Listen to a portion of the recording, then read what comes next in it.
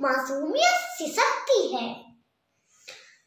उल्फतें दागदार होती है।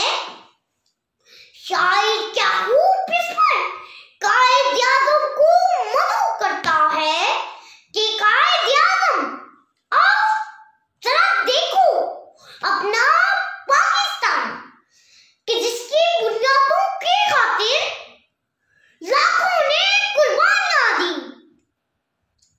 कि जिसकी खातिर कैद जले, खलियान जले, माओं के सीने चाक हुए, जब करियर बेटे खाक हुए, दरिया की रोनी रुसी गई, यूं खून की होली खेली गई।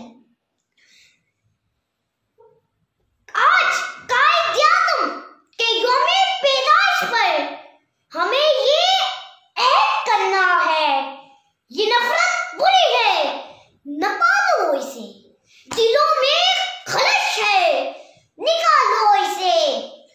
ना सिंधी, बलूची, पंजाबी, पठान, ये सबका वतन है, बचा लो इसे।